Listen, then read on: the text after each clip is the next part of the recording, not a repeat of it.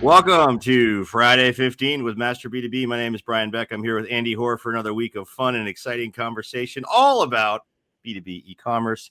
Andy, welcome to Friday, middle of football season, exciting times. What say you, Yeah, sir? got a big game. Northwestern is playing Oregon tomorrow at the Ooh, Beach Bowl, and we were just joking. Do we know if Northwestern will keep them under 80 for the game? We'll oh, see. man, that's rough. Well, my team is Rutgers, as many of you know, and I'm a New Jersey guy originally.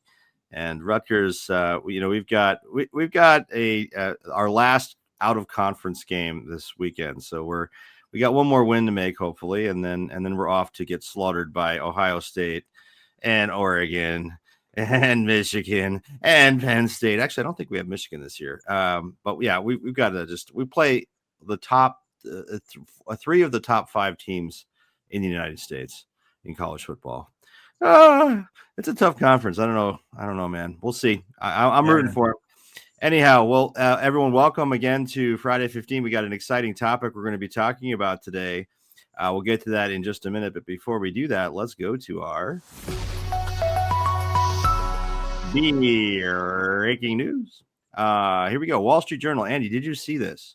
There is now clear evidence AI is wrecking young Americans' job prospects.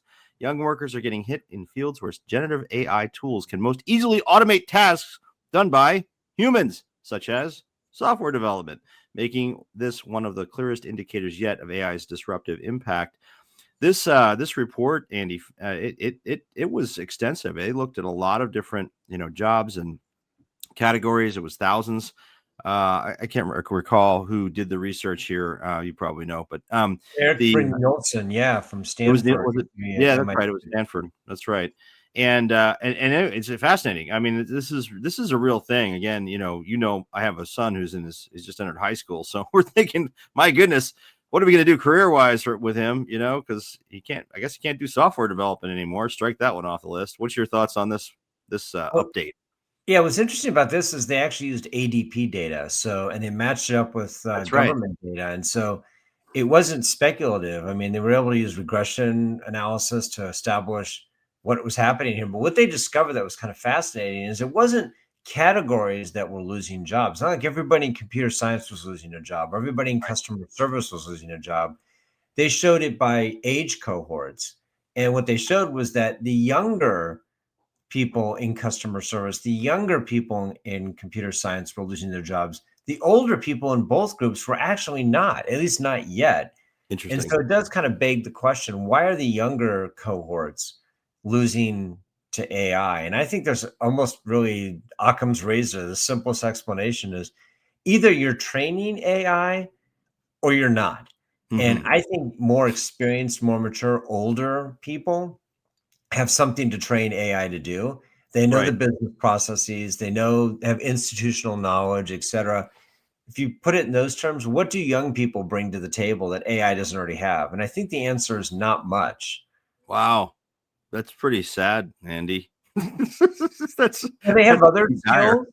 They have other skills, but training AI in business processes, not one of them. Well, yeah, you're right, because you're taking that. I mean, AI's promise is taking some of those tasks that and transferring them into an automated process that can replicate what you typically give a junior level employee to do, whether that's outreach for a sales process, or writing maybe a paper for marketing and doing research around it, or writing code. Right, these are things that AI can be trained to do, but we're living this, Andy, in our own, as we're looking at our own AI rollout for Master B2B, and we're learning firsthand what it takes. And it does take a lot of industry expertise to get it to do something that you need it to do that's smart, that's not going to hallucinate, that's going to make an accurate, recommendation, connection, what have you.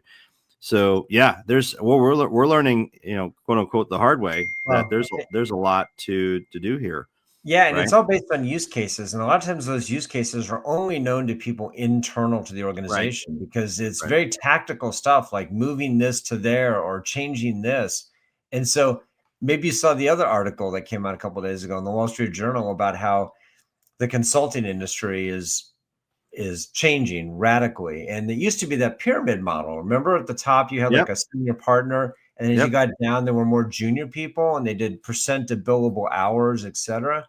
Yep. Well, it's turning out somebody had replaced that image with like an obelisk that looks more like the Washington Monument, and saying that at the lower level where you used to have all these junior people fresh out of business school who would do all this analysis, that doesn't Hmm. exist anymore. But the really interesting insight was what they found. People have completed AI projects. And again, we're still early in this, so it could still change, but people have completed AI projects using the McKinseys and the Bains and the BCGs of the world, Right. and now reporting back that they're basically wasting money.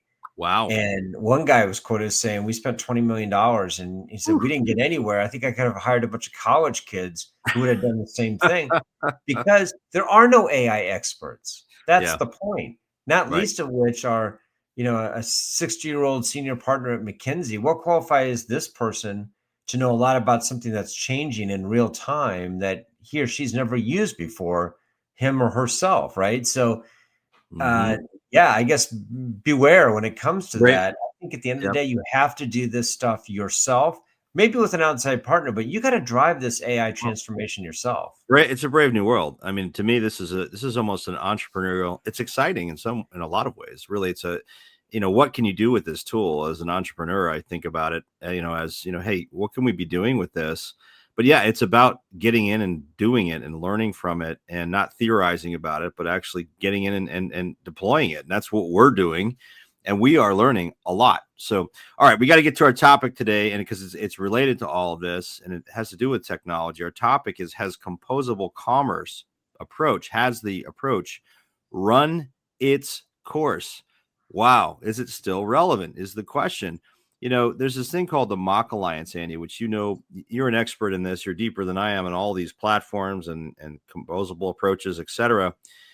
So I want to get your take on this and define it for us. But what this MACH Alliance said, which is a group of composable commerce technologies, said that 87% of organizations, B2B and B2C, have implemented or at least partially implemented composable technologies, and 90% of them meet or exceed ROI goals. So there's this thing came on the scene, composable commerce, about 5-6 years ago, Andy.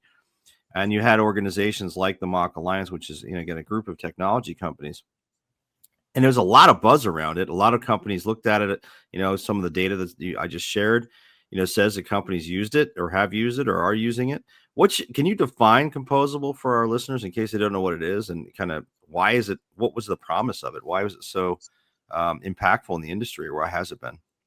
Yeah, so there are so many, definitions of it. And one interesting thing is everybody thinks the C in mock stands for composable. It doesn't. It stands for cloud first. So composable is even kind of newish to the mock. The mock Sure. predated that to some extent, but Interesting. everybody's kind of different definition of it. My definition of it is something that is basically the ultimate in flexibility. That I use the analogy of, instead of buying a car that is fully, built with, it's got a stereo system built into it, safety features, etc. It's like Yep. buying a kit car. My dad was a car enthusiast, and he always wanted to have a kit car. He wanted to have something shipped to him by mail that he would assemble on his own. Literally, every piece had to be assembled. That was supposed to be the fun of it all.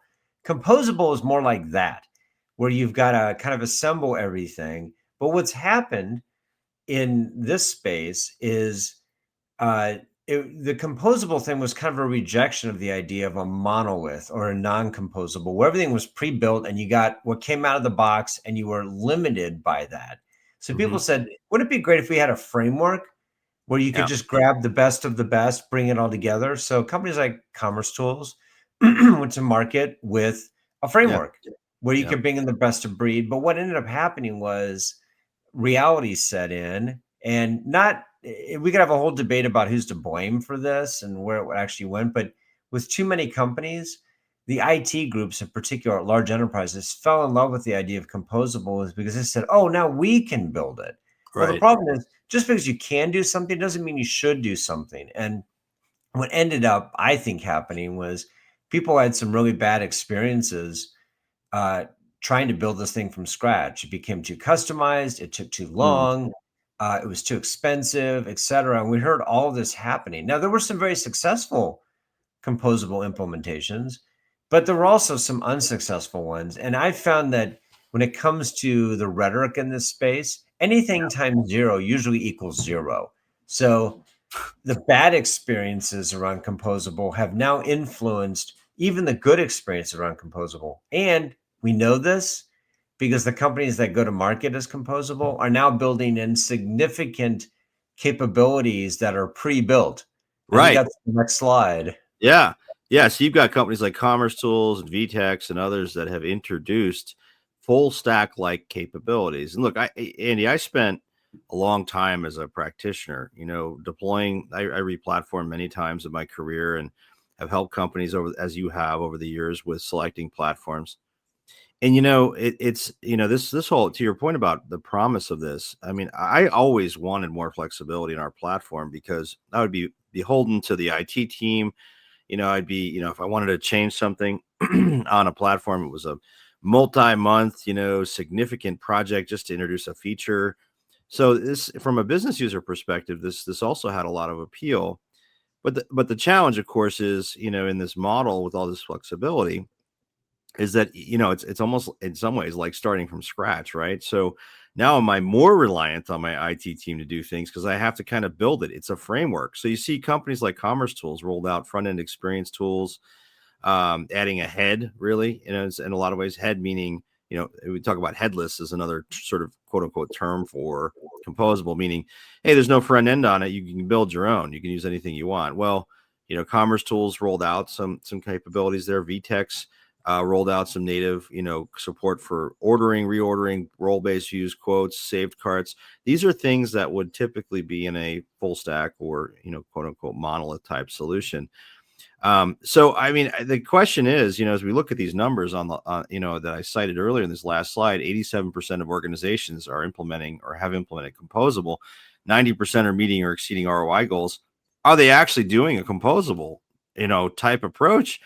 Are the additions of these full stack components the reason that Composable is reporting it's successful? Is this even composable, right? What are your thoughts, Andy? Well, like Commerce Tools, for the longest time they said, hey, we don't really have a CMS. We don't have a front end. And then they bought a company called Frontastic, and then they rolled out something called Front End. I mean, you can't be any less explicit than that, which created that head. And I'm like, wait a minute, a headless head company or a headless company? I mean, Right.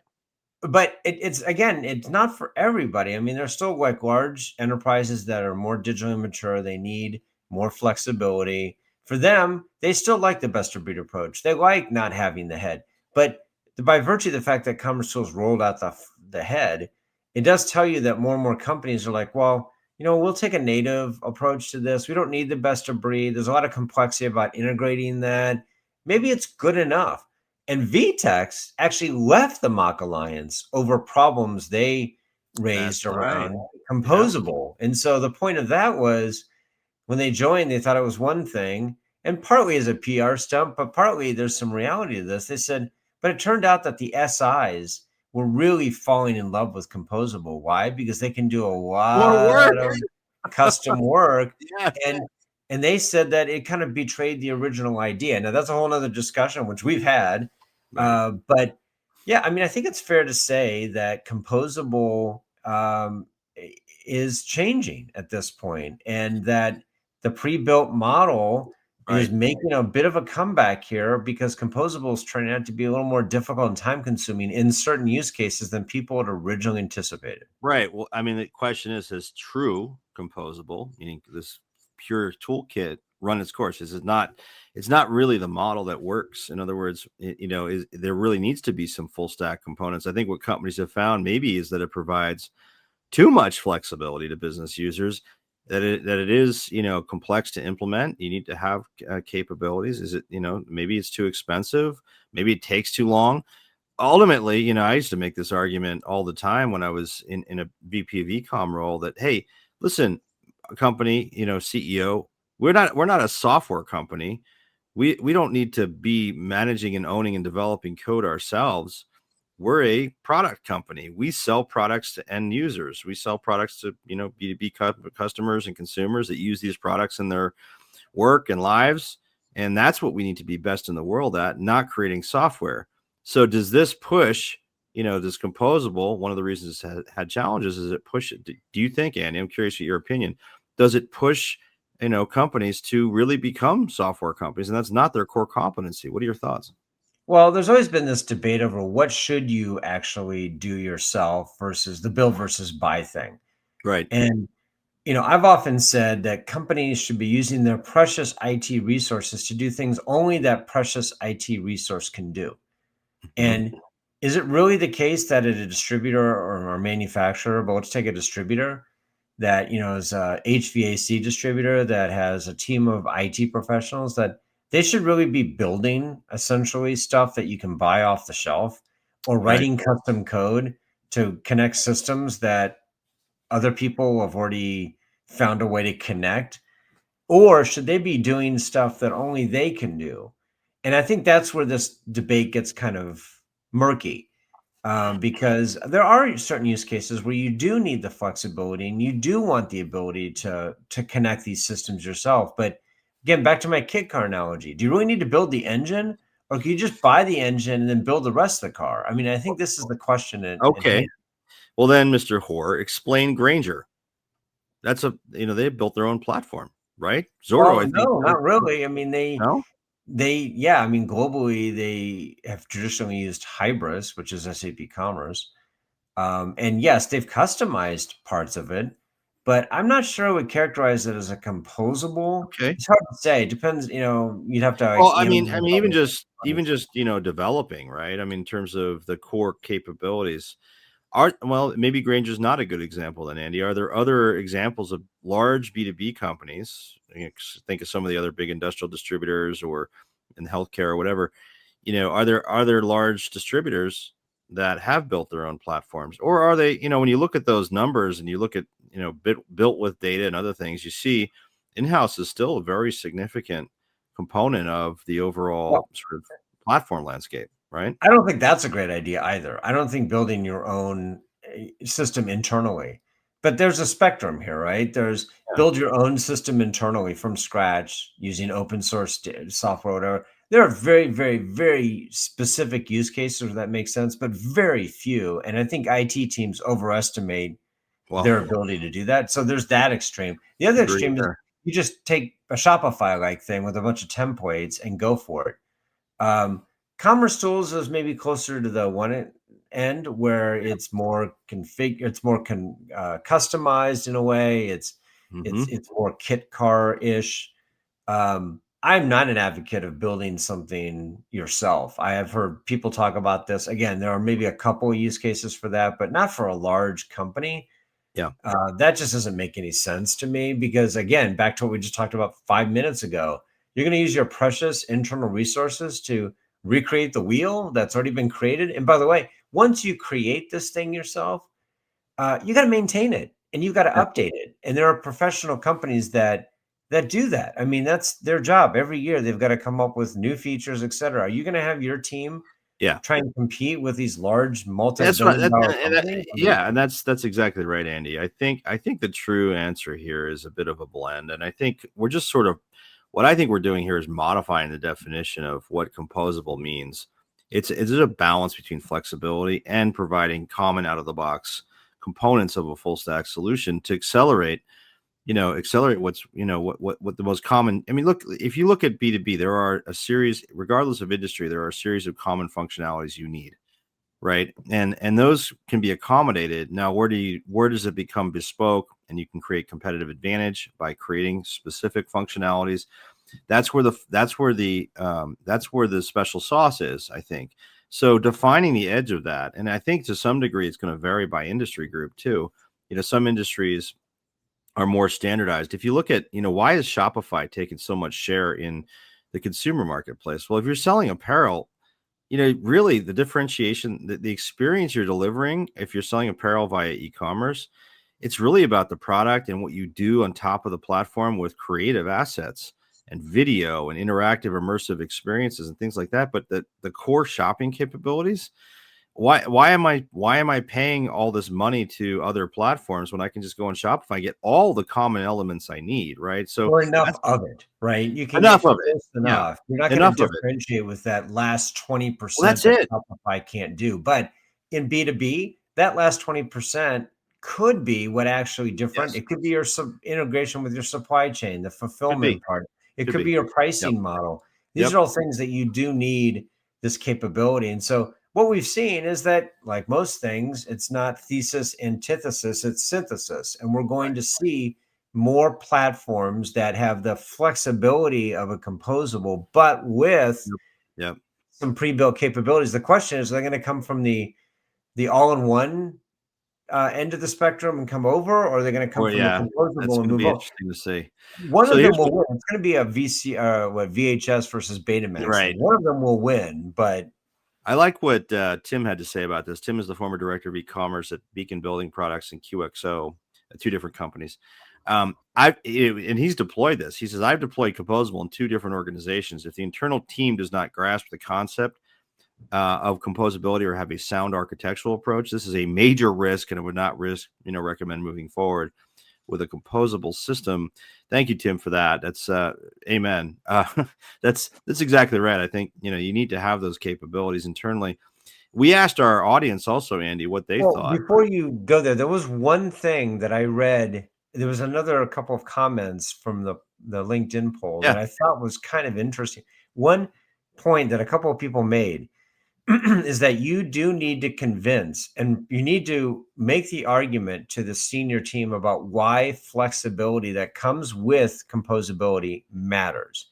right. And if they aren't on board with that, if they don't understand that idea, to Tim's point, you're going to run into a lot of problems, because if you say we need the flexibility to do A, B, C, D, and E, and then when the bill comes in or the time estimates come in and they Right. go, well, I was for flexibility, but not at that Not at price. that price.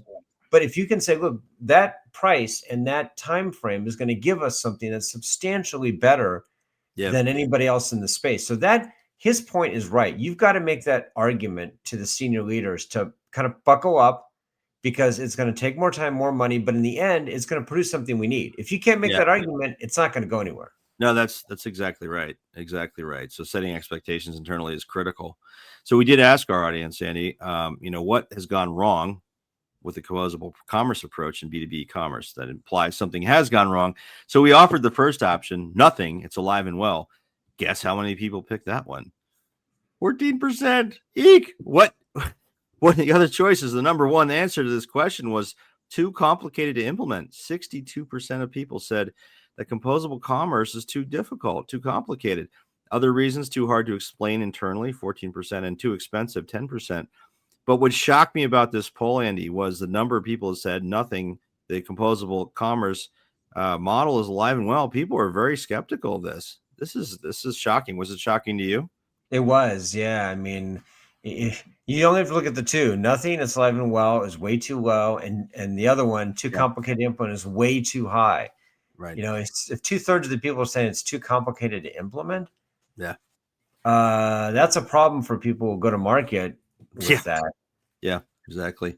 So anyway, e-com platforms, you ought to be thinking about these kinds of this kind of data, because it implies how receptive people are going to be to your sales pitches. Well, and Anyway, you know what? If that complexity is a differentiator and a long-term sustainable competitive advantage, then it's true. worth doing. But to Right. the point of a moment ago, is it? Yeah. Right. Exactly. All right, Andy, we're at like Friday 90 minutes here. We gotta do our announcements. So, folks, thanks again for joining today. I want you to check out Andy and I would love you to check out our Nexus program. Go to masterb2b.com and take a look at Nexus. This is a service for practitioners where we provide expert advice, bespoke advice exclusively for B2B e-com execs, and it helps you get the right information you need quickly. It's sort of advisory on demand from serious, significant folks who have spent their careers in B2B e-commerce, your peers, as well as expert advisors we have as a part of our Nexus program.